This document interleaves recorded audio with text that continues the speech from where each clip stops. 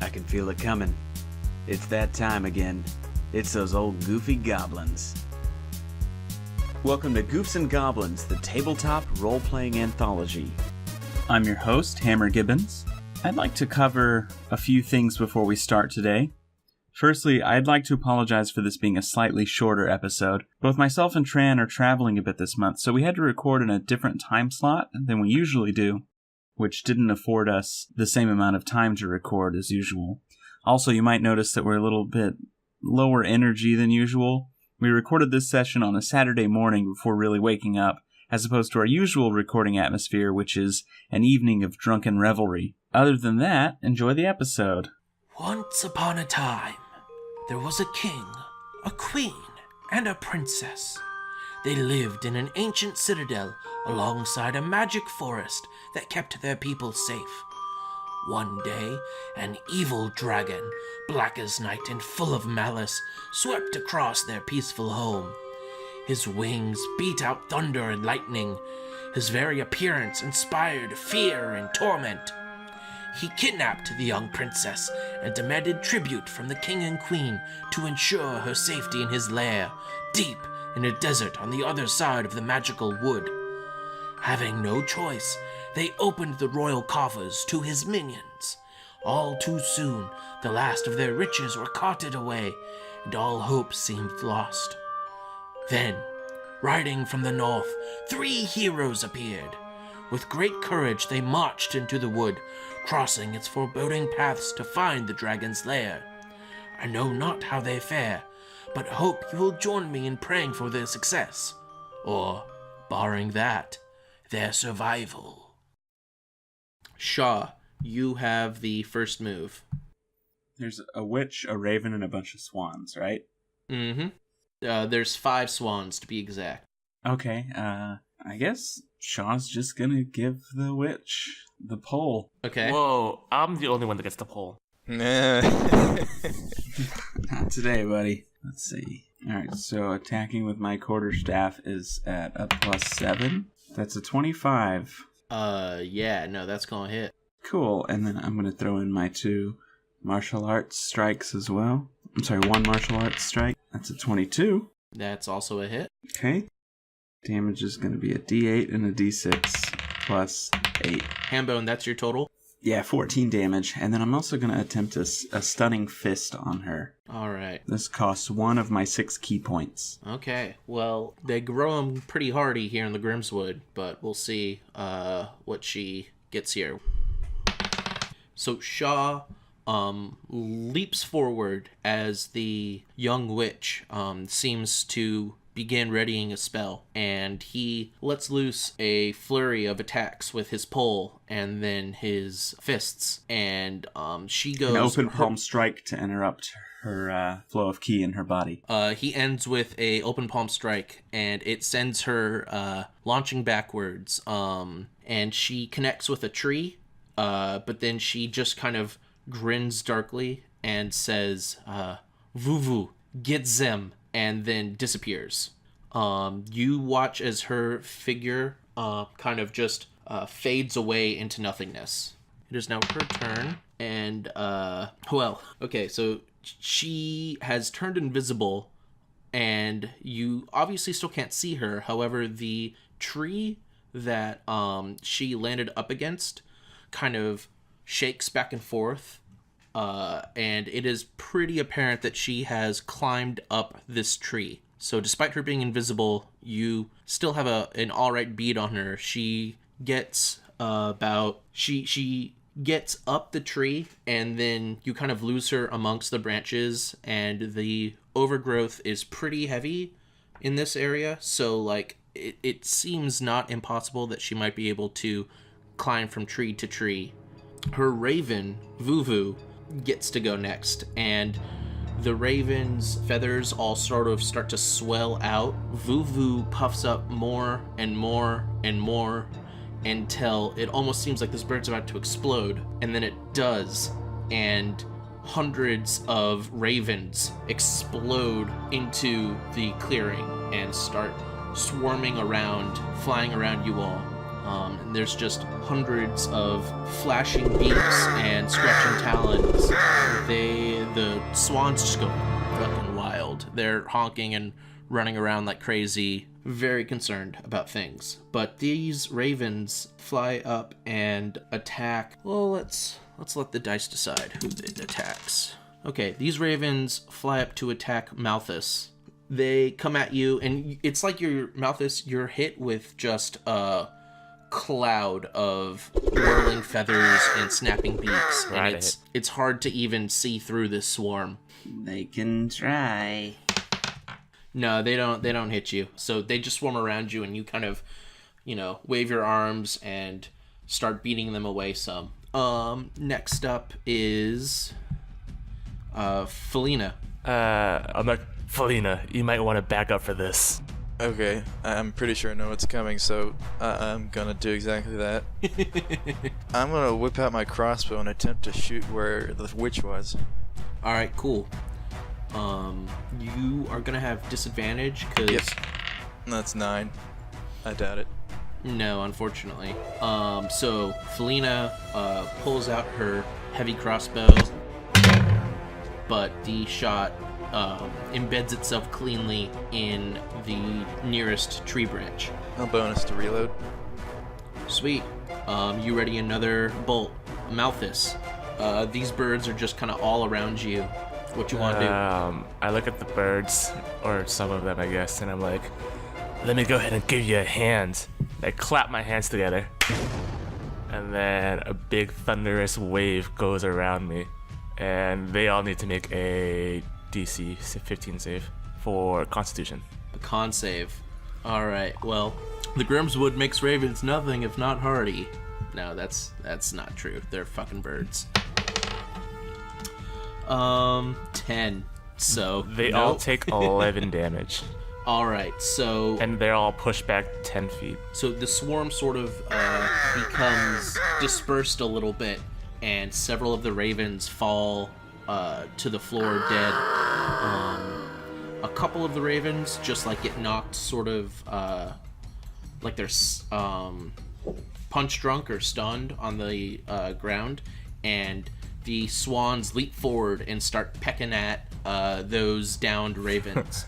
And the cloud reforms a little ways away from you, sort of getting its strength back. You can tell you've heard it, but it's not out for the count. No. So we're back up to the top. Shaw, what you want to do?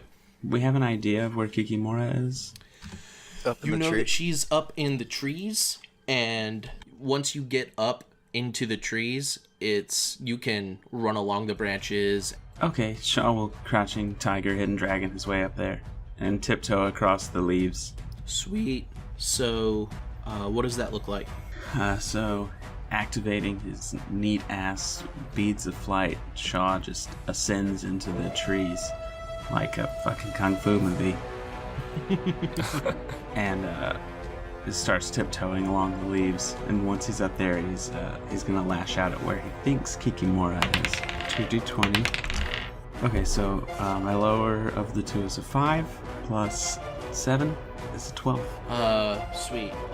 You lash out, and your fist connects with a tree branch. After you jump into the trees, you're quiet for a moment, concentrating, honing your senses, trying to make yourself aware of the impossible. And like a striking serpent, your fist lashes out, and burst of bark and wood goes exploding from a nearby branch. You did not connect with her, however, you felt, before your fist hit hard bark, the wisp of fabric that indicates that she was very close by, and you can see the branch like wave, and she's scampering off. You hear a muttered curse in old Wicca. Bonjour. Bonjour. You are not in tune with your surroundings. I will find you. She says, "My surroundings are my greatest ally." She appears 15 feet away from you, Shaw, amongst a different set of tree branches, and her long, nailed hand lashes out, and from it a ray of ice-cold frost speeds towards where you are, And let's see if it hits. 17. Damn, right on the money. I got 17. Oof. All right. And this ray of frost seems incredibly cold, and it hits you, Shaw, for 15 damage. Ho, ho, ho, ho, ho. Okay. You feel the ice curl around your skin, and as you move, the ice cracks and breaks off, but it takes bits of your flesh with it. However, this attack has rendered her visible again, and Felina, you've got a clear shot. Yeah, how sturdy are these trees? They're too big to get your hand all the way around, but they're not like car-sized. Okay, I'll just shoot her. 15. Yeah, your bolt pierces her shoulder. 5 damage. Sweet. Felina, what do you say as you draw a bead on her with your crossbow? I have you now. You do 5. So your bolt clips her right over the shoulder, leaving a nasty gash. I'm gonna forego reloading, and I'm gonna charge at that tree and try and knock her off the branch by just hitting the base of the tree and shake her off. Sweet. Make me a strength check for how hard you hit this thing. Okay. Can it be athletics? Yeah, you're like bull rushing it, putting your shoulder down. 22. It's nice. That's nice. She rolls a save to try and keep her balance up there on that tree, because you definitely make that tree shake.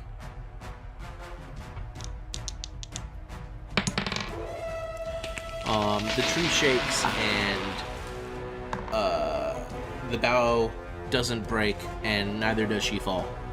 The birds, who have now sort of reconstituted themselves, line up for another attack, and they're going to sweep out back at they're actually going to sweep up into the trees at Shaw, who is the nearest threat to their mistress. And so this swarm of ravens is speeding towards our lovable monk, and they roll an 18. Mm-hmm. They hit our monk for 8 damage. Okay. And Shaw, you're just like in the thick of these birds now. It's hard to see much of anything. Cool. Alright, so Malthus, you want to draw your bow and fire? I'm gonna go ahead and I do pull out my rapier, but I point it towards her, and I say, "Wait, you said she was young looking?" Yeah, she probably is no older than 25. Okay. It looks like you'll never be able to find yourself a suitor with your old looks. And I would cast a vicious mockery on her, so she has to make a wisdom saving throw. 16. That'll do it. Your mockery bounces off of the woods, and you hear her as she she's nursing her crossbow wound, and she says, "Fuck you, I'm beautiful." Yeah, about as beautiful as my mother, who's passed. So, not very. If she birthed such a fine specimen as yourself, I'm sure she was quite a beauty indeed. Wait, hold on. Are you hitting on me right now? No, I hate you. You are trying to kill me. I mean, that's not the vibe I'm getting from you right now. That's just kind of weird. Anyway, Shaw, it's your turn. As these two are yelling back and forth at each other. All right. Shaw gonna give it to her. He gonna deliver to her. What? And so he flies over to her, and he's got the pole in front of him, and he's trailing a scarf of birds behind him. And just emerging from the cloud of black wings is Shaw, just right in her face. Nice. Here it comes. Boom, 23. Yeah, that hits. Cool. Shove her off the trees instead. I could do that. I could knock her prone. 6 damage. Sweet. And How's she looking? Is she a little worse for wear? She's definitely, your blows have, your initial blows caused some very bad bruising, and then she's got the big cut on her shoulder from the crossbow bolt, and this, after her most recent hit, she's like bleeding from the nose some. In mechanical terms, I would call her bloodied. Okay, I am going to spend the key point. This is a stunning strike attempt. So another DC 14 save for her. Constitution? Mm-hmm. Ooh, natural 19. She good. Okay, I'll spend another key point to add in 2 more attacks. So yeah, 2 more, a flurry of blows attacks. That's an 18. Yeah, that'll get you. Okay, and then damage is 7 damage. Nice. She needs to make a dex save or be knocked prone. DC 14.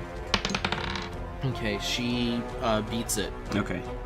So she isn't knocked prone. However, you hit her a bunch. She gets knocked backwards up against the main trunk of the tree the two of you are on again, and she wipes her bloody nose and looks at the blood on the back of her arm, and she says, "I have not lived this long in the wood by fighting brutes like you face to face." And she mutters like an incantation, and the mist that's all been around you guys intensifies into a large cloud of fog, and the whole area becomes super hard to see through. It's like just nasty gray soup. And Shaw, the last thing you see is her sort of disengaging from you as this fog envelops everything, and it looks like she stepped off of the branch onto maybe another branch below.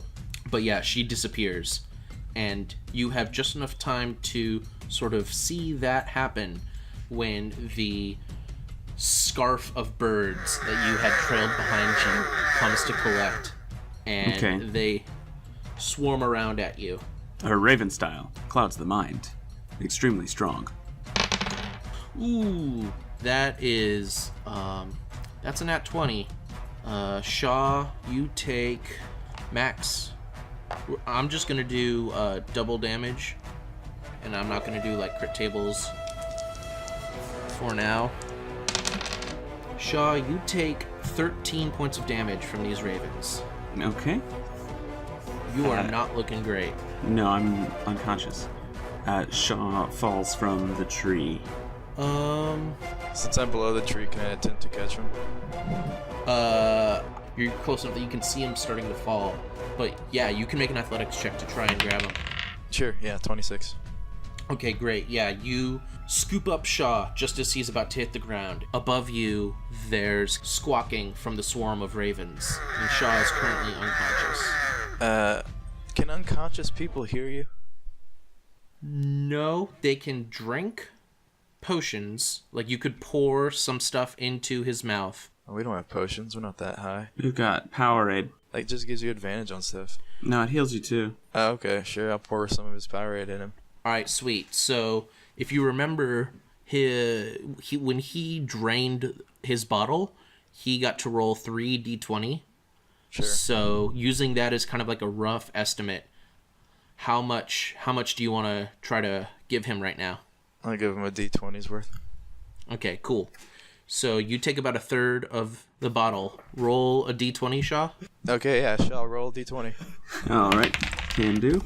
18. Hey, nice. Alright, that puts me at 17. It is actually double that many temporary hit Yeah, points. and if you go unconscious, you go at 0, not negative. Yeah, so you were at 0, and then you took 18 times 2.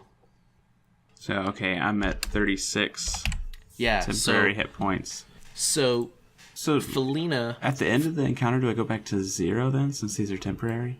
No, I'm going to say that you will definitely be hurt real bad, but you won't lose consciousness again.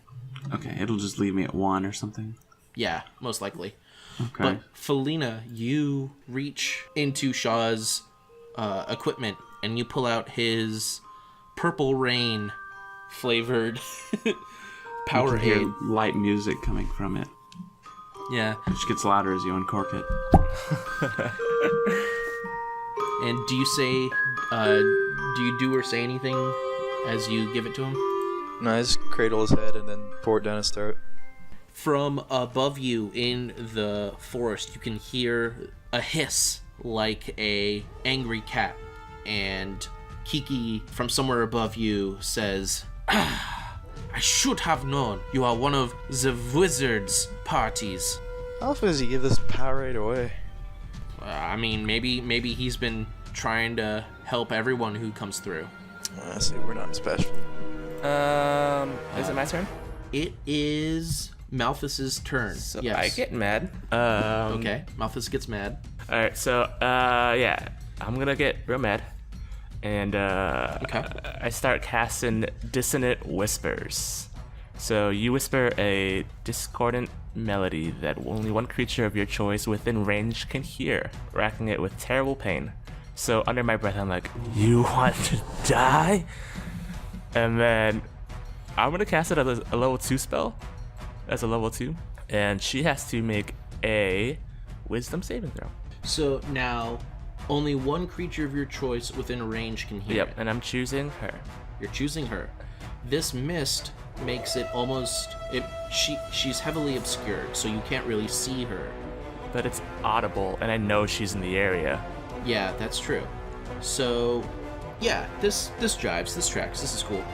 You whisper super bad. This is gonna be 4d6, and on a successful save, she only takes half. Yeah. Okay, sweet. How much damage did you roll? 13. Nice. You definitely whisper that, and it echoes out through the woods in a voice that only you and her can hear. Do I hear scampering? You do not hear any scampering. You do, however, hear some more Wiccan cursing, and... Oh, well, actually, wait, Shaw. You cough and sputter a bit on what I imagine is a pretty good tasting liquid, but you awaken in Felina's arms, and all you can really see is her, and then this thick, soupy mist everywhere. Raven style. Oh, is it my turn? Yes, it is your turn. Okay. Shaw does a pin up. Thank you, Felina. That's my favorite flavor. And then his hands glow, and he does a Mr. Miyagi on himself and regains a bunch of hit points. That's another key point I'm spending to use. Wait, you're gonna heal yourself even though you just got 36 hit points? Yeah, they're temporary, though. That makes sense. It tracks. Yeah. And so, since I've got a minute of respite, it takes my full action to do wholeness of body. Bow, bow, bow, bow, bow, bow, bow, bow, bow, bow, bow, bow, bow, bow. Okay, so I regain 18 hit points. Sweet. At the cost of 1 key point, I'm now at 19 regular hit points and 36 temporary. Solid. 2 remaining key points. And then for my movement, I'm just gonna chill. Stand back to back with Felina. Okay, you stand back to back with Felina, and you hear from up in the trees Kiki's shrill voice yell out, "Tools of the wizard! You know not what he does with you and that liquid!" And a bolt of sickening green light shoots through the mist. Shaw asks what he does, what the wizard does to us. You probably can ask, but like right now, your entire attention is sort of on trying to make this Constitution save. Okay. As Shaw tries to leap out of the way of the green beam, he thinks to himself, maybe she has our best interest in mind. 25. You both grit as this miasmic green energy washes over the two of you. It continues in a line to the tree that you all were standing next to. The whole tree starts to wither and die. And you guys... Oh, wait, did you make a saving throw for the tree? I did not. Hold on. It's a tree. You guys take 22 points of damage. But since we saved, it's half. No, that is the half. Okay. She is gonna murder us so hard. I'm behind 36 temporary hit points. But is it necrotic damage? No, it okay. Never was mind. Exotic damage. from behind you, Malthus. You hear the beating of hundreds of feathery wings, and the swarm of ravens swoops in with a 17, so it hits. That tracks. That hits. All right. That's just a lot of dice. Even the smallest amount of dice can sound like a lot if they bounce enough. Malthus, you take 11 damage. That's an amount of damage that I would not like to take. All right, you earned it, buddy. Here's 15. Alright, that's exactly what I wanted. How'd you know? It gives me a nice round 0 at the end of my. Alright, I think it's. Felina, it is your turn. Alright, I suppose I'll reload my crossbow bolt Okay. and fire where I saw that ray come from. Yeah, solid. You have disadvantage on the roll, but yeah, you can definitely use where she shot from to try and track her. 16 to hit. Yeah. Why don't you go ahead and roll damage? And I guess it's hard to know. Well, no, you would hear like a meaty thump. 8 damage. All right, Felina, in the movie of this game, do you have any cool one-liners as you bring up this crossbow bolt that, spoilers, straight up kills her? Cool one-liners. Nice to meet you. All right, so Felina lets loose another crossbow bolt, and you hear it whistle through the fog. You guys hear a meaty, wet sort of exactly that, and you hear just like a wet cough as the fog starts to magically disperse. You see this girl, Kiki, and she's holding over her heart, and at this the whole swarm leaves you, Malthus, and flies over to its mistress and reforms into one large-sized raven, going, "Mama, Mama," poking at her gently with its beak, and she's just on the ground, sort of wetly rattling off her last breaths. Malthus walks over. As you approach, she looks up at you, chuckles through a throat full of blood, and says, "I may end my days here, but if you truly work for that wizard, you have a much darker fate in store. About that, why do you keep saying things like that? What do you know about this wizard? Trinculo, he cannot enter the wood, and so he sends you, and he sends them."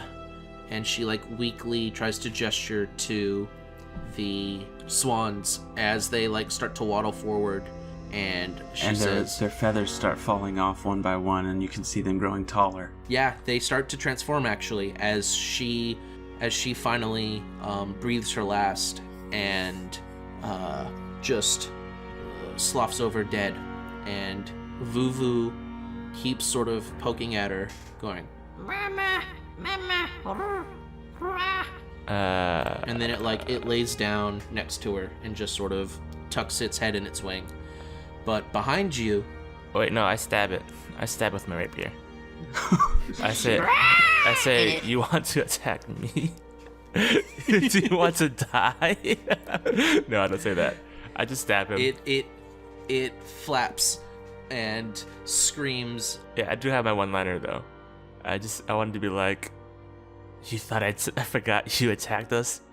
Just because your mother's dead doesn't mean anything to me. Dang. As you say that, one of the rapidly transforming swans goes, "Oh, dang. That was like super cold, bro." And these swans, as their feathers fall off, and they don't really gain much height because they were already like really big, man-sized, unnaturally sized swans. I look at that one dead in the eyes that said that dang thing, and I say, yeah, try to cross me and see what happens to you. And I just stare him straight in the eyes without blinking. Yeah, Okay, so you can't bullshit a bullshitter. And so as you stare at this transforming swan, it brings its like wing arms that are now, the wings are falling off and revealing normal human looking skin, and he waves back and forth his hands like in a no don't worry gesture, and as he does, the wings like sort of start to fly off of his fingers, and you see 10 normal human fingers, and his neck, shortens and kind of returns into a regular sized human neck and torso. And in front of you is a well-dressed, if slightly foppish, human.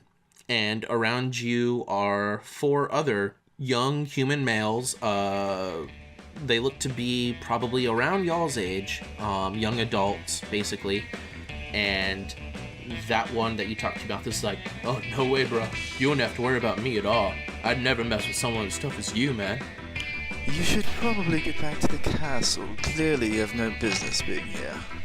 And he turns to you, and he's like, my lady, truly, we are blessed to have been saved by someone as righteous and beautiful as you. And he kneels and gives you a courtly bow.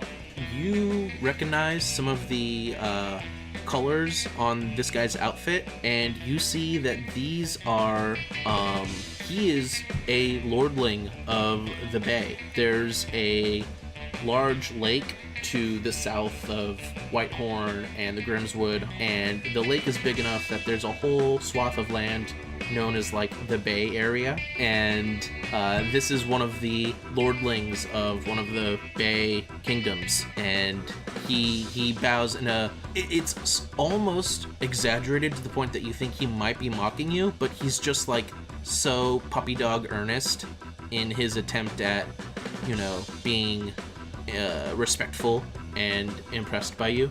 Remember Puppy Dog Ernest Saves Christmas? I prefer Puppy Dog Ernest Saves Halloween. But yeah, he gives you this courtly bow, and he says, Milady Duquesne of the House Duquesne, it is like so good to meet you. I am Trad of the Bay Kings. Yes, but perhaps now is not the time for formality. Maybe you should get back. Oh, yeah, like, this was way too gnarly for us. We came because we heard that the Grimswood was in trouble, but we didn't know it'd be anything like this. That witch over there, she totally just harshed our vibe and hit us with some kind of spell. It was wild. Yes, why did she do that? I don't know. Maybe Thad over there said something a little shitty. Thad, were you being shitty? No way, bro. I just said she was like hella rockin' with those sweet cans of hers. That was nothing but a compliment, man. And Trad says, Milady, please excuse Thad's thuggish behavior. What my well-intentioned friend here meant was... He's from the other side of the bay, and, we don't really enjoy those people over there, but I figured we'd let him tag along, as like a learning experience. The most righteous thing to do for someone coming from the most unrighteous place. That was Gad, another one of the lordlings, who said that. Congratulations, Hammer, you're now playing Gad. Hello, everyone. The role of Gad tonight will be played by Hammer. But yeah, Trad says, we thought that we could handle anything that this wood could throw at us, but we were like mondo wrong. We'll head back to the castle now. He's like slowly turning into Matthew McConaughey. He spends a lot of time out there, out west. He might pick it up here and there. But yeah, he's like, we will depart from now. Thank you, vassals of the Lady Duquesne. And my lady, I'll make sure my family sends its highest regards to yours. Of course. See that you do. Our marriage will be great. And then, right as he says that, one of the guys is like, dude, no, shut up. You can't just say stuff like that. and they all like turn to leave. We let them. We definitely let them get out of here. Yeah, we don't want them around at all. We definitely have no problem letting them leave. Cool. So, they leave, and you see... We all turn to each other. Yeah. Guys, that was very strange. What? Did anyone else think that was completely weird? I mean, that was kind of... I never actually seen them. I have heard of their strange accents, but...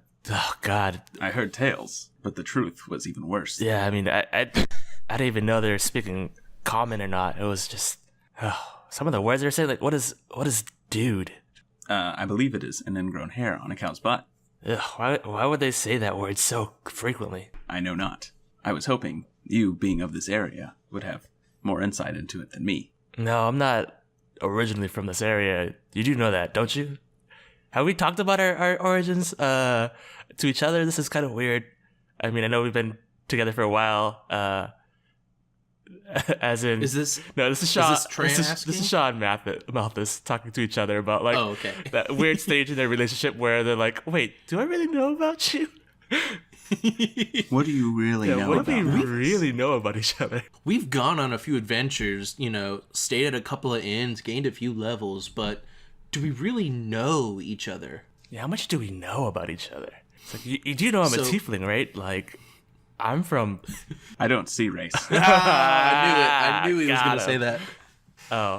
Oh, Felina, as these two are talking, you see a something glint in the recently re-exposed light on Kiki's body. Something kind of shiny catches your eye. I have no value for worldly possessions, so. So I stomp it into the dirt. No one else should have it either. No, I'll pull out my gotta- sword and like pick at it. Okay. You see the mirror that it looks to be the twin of the one that you guys found earlier. This is what she obviously had talked to you guys from. As you sort of pick it up, you see that wrapped around the hilt is a small map of this area of the Grimswood, and it looks like there's a shortcut that you guys could take to continue on your way to save a couple of hours. Convenient. Yeah, really I like convenient. it. Let's take it. Let's do that. I don't trust it. I don't trust it either, but let's take it. Let's not. Let's Let's go the long let's way. do the thing. Let's do the thing. Sweet. So you guys now have 2 magic mirrors, and if one person holds one and says mirror, mirror, then it goes from being a regular mirror to being a viewing portal to the other one, and people holding it can communicate with each other. Shaw wants to try it out. He asks Malthus to take one, and they steps 50 paces away. I already have one. I was holding the one that we found. Okay. Shaw says mirror, mirror into the mirror and holds it up. Does Shaw look or does Malthus look into No, it? Malthus has it pointed at his junk. Oh, damn it. Okay, so we're both trying to get each other. All right, so y'all's genitals have a nice conversation with each other. No, I do that thing with your hand where you make a circle with your thumb and index finger. Nice. And if somebody looks at it, you get to punch them. Yeah, perfect. Sweet. So, yeah, you guys have these 2 magical mirrors, and you cut 3 hours down on your travel time. Yeah. Overall, the Grimswood sort of lays in front of you, and this witch lays behind you. Yeah. We all jump up, give each other 5-5s, and freeze frame. Perfect. All right, everybody, thanks for listening. We'll be back in 2 weeks with another new episode. In the meantime, don't forget to get at us on iTunes, give us a 5-star rating, and write a short review saying what you enjoy about the show. As always, you can find us at our home on the web, goofsandgoblins.wordpress.com. And don't forget that the baby king still governs with a just and steady hand.